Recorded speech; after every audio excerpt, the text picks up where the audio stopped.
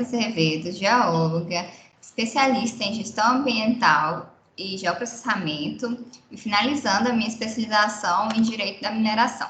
Já trabalho com direitos minerários há 8 anos, desde quando eu me formei praticamente, e como eu vejo vocês ainda com muita dificuldade sobre disponibilidade de áreas, hoje eu queria compartilhar um pouco, fazer um vídeo sobre isso e até para alimentar mesmo meu canal de YouTube com esse tipo de conteúdo, né? Eu estou me propondo a continuar compartilhando o que eu sei com vocês. Quem não sabe também, eu tenho um projeto paralelo que eu faço assessorias particulares, né, de forma individual. Então, vamos lá. Porque eu já estou compartilhando minha tela aqui para vocês verem o edital número 3 de 2021, que é referente à 5ª rodada de áreas de disponibilidade da Agência Nacional de Mineração. Por que eu trouxe primeiro o edital? Porque é muito importante a gente ver, de forma geral, né, as regras de cada edital, porque desde o primeiro que foi lançado lá em setembro de 2020 até esse edital aqui, algumas coisas a ANM foi mudando. Então, é interessante, toda vez que vocês participarem de um procedimento de disponibilidade, vocês checarem todas as informações do edital. Mas a principal delas é o cronograma, então fixem bem no cronograma do edital quando vocês estiverem participando de alguma rodada de áreas. E aqui no cronograma, recentemente saiu o resultado da fase de oferta pública e logo vai começar, vai ser aberta a fase de leilão eletrônico.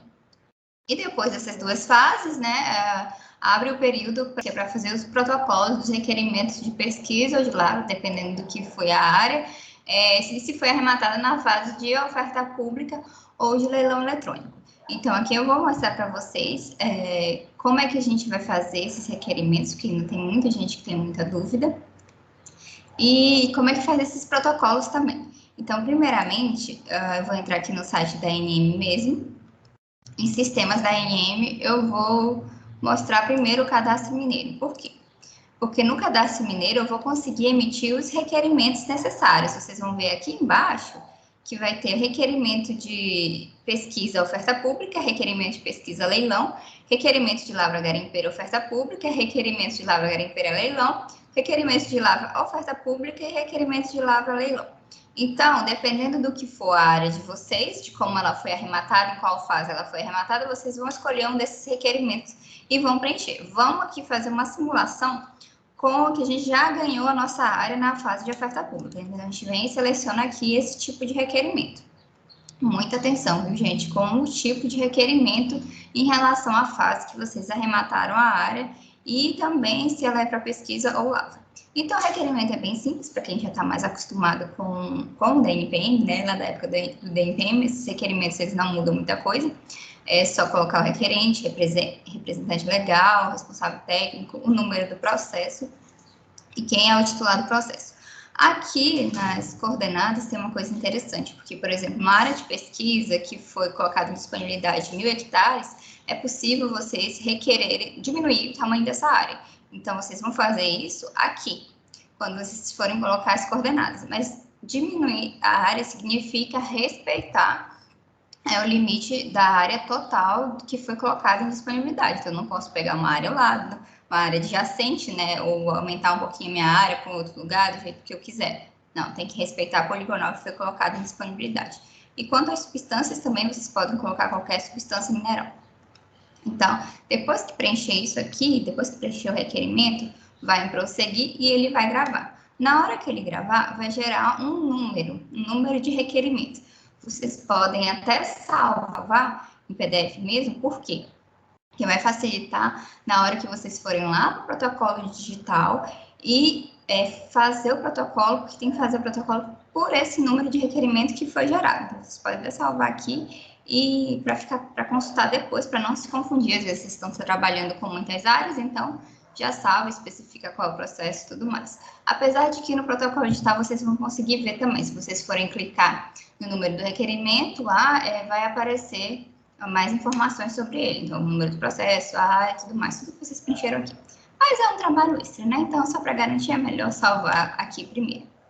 Então, antes da gente entrar no protocolo digital para ver como aqui faz os protocolos. Eu vou entrar de novo aqui no site da INEM, que é uma coisa que me surpreende muito, é que as pessoas não conhecem muito bem os sistemas, e tem coisas muito úteis, que é de serviços disponíveis. E dentro dessa abinha, além, é lógico, de tudo que está previsto nas normas, que é sempre bom vocês olharem as normas, e como estamos falando de disponibilidade, é sempre bom ler o que está vigente no edital, tá? Por favor, que aqui vai dizer todos os documentos que devem ser protocolados e tudo mais, como é que deve ser feito e tudo. Tá aqui, da protocolização dos requerimentos de autorização de pesquisa. Então, aqui ele vai falar tudo que precisa. Mas vamos voltar aqui.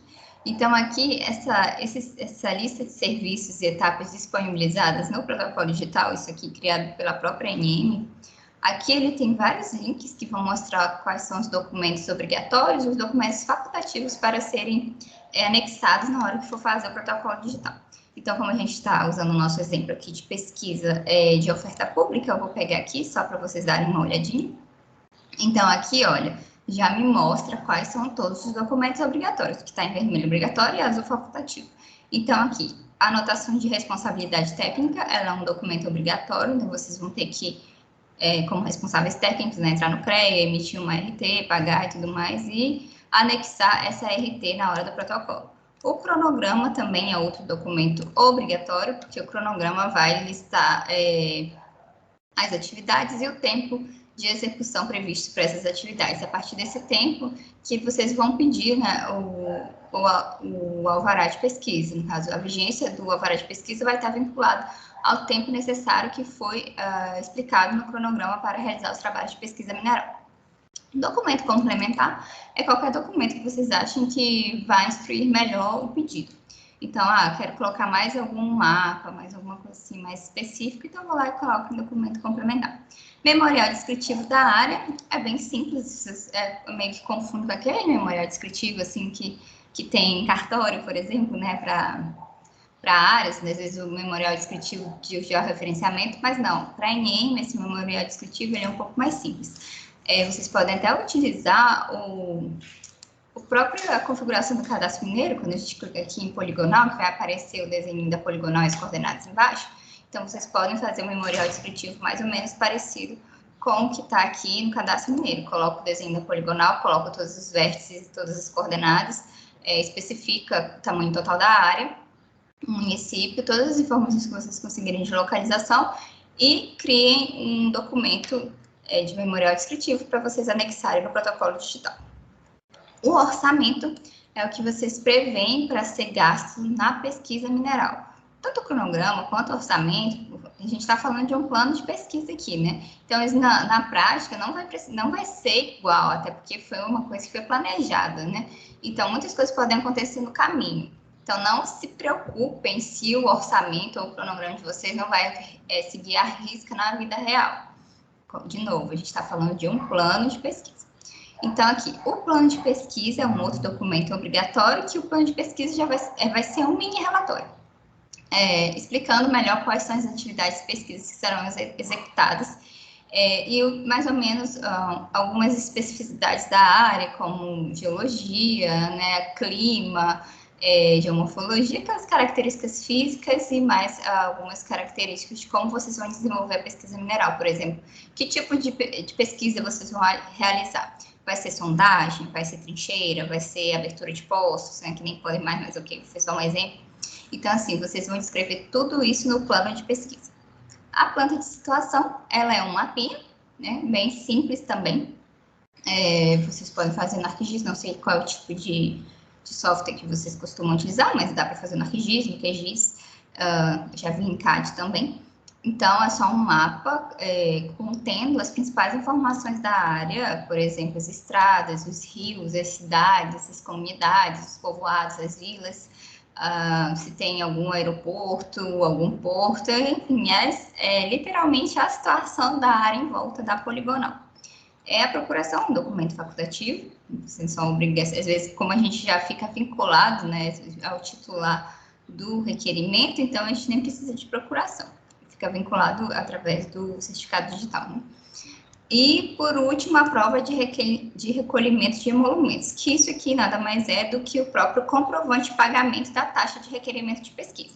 Hoje ela está em R$ 1.000 e pouquinhos, então eu vou mostrar para vocês como é que emite a taxa e paga. E aí vocês, após o pagamento, vem aqui e protocola o comprovante de pagamento.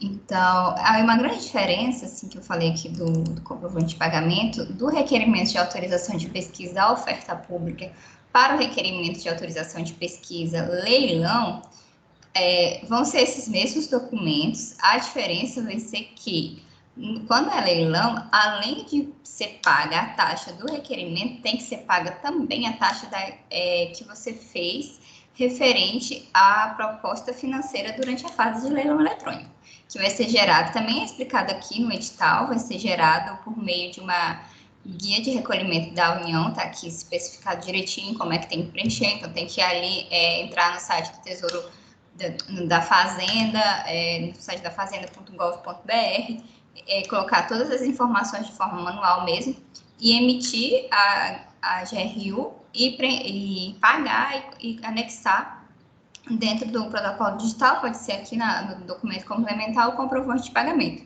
Isso para leilão eletrônico, tá? A oferta pública não tem que emitir GRU, é só a emissão do emolumento normal do requerimento de pesquisa, que a gente vai emitir aqui através do site da ANM também, vem aqui em emissão de boletos, e procura aqui os emolumentos. Requerimentos de pesquisa. Aí é só colocar, para emitir, colocar os dados do titular do requerimento de pesquisa, e aqui vem e gera um boleto com valor de R$ 1.012,73. E gera esse boleto e paga. Lembrando que o comprovante de pagamento ele vai ter que ser anexado aqui no protocolo digital. Então, vocês viram que não é um bicho de 7 cabeças, é bem simplesinho. Então, esse foi um vídeo bem rapidinho para mostrar para vocês como é que funciona. E lá no protocolo digital, quando a gente entra no protocolo digital da ANM, vocês vão ver que tem as opções de protocolar por código de requerimento, protocolar por número de processo e demais protocolos. Então, vocês vão na primeira opção, que é para protocolar por código de requerimento, e vocês vão pegar o número desse requerimento aqui que vocês preencheram, vão resgatar ele lá no protocolo digital, e aí vocês vão seguir, clicar nele, né, e vai aparecer exatamente esses campos aqui, para vocês irem anexando cada um desses documentos. E é só seguir e vai gerar um novo número de processo, né, que a gente está trabalhando com os números de processo que foram divulgados aqui nos anexos, com esses números aqui. Então, quando vocês realizarem o protocolo, finalizarem o protocolo, vai gerar um novo número diferente desses aqui, com uma numeração 2022, né, que eu acho que vai ser, que vai ser quando vai abrir para poder fazer os requerimentos. Então, vai ser gerado um novo número de processo e a partir desse novo número vocês conseguem acompanhar a tramitação desse processo dentro da ANM até a emissão do alvará de pesquisa, por exemplo. Então, eu espero que o vídeo tenha sido muito útil para vocês. Eu estou passando aqui rapidinho para ver se eu não esqueci mais alguma informação importante, mas no geral era isso. E se foi relevante para vocês, comenta aqui para mim e também compartilha com os amigos de vocês que também podem ter interesse nesse tipo de conteúdo, tá bom?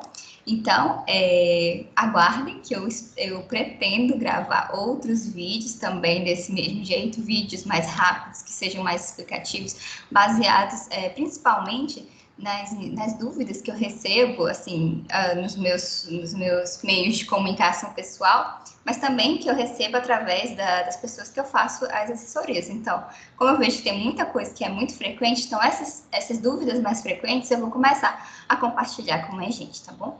Então, até uma próxima.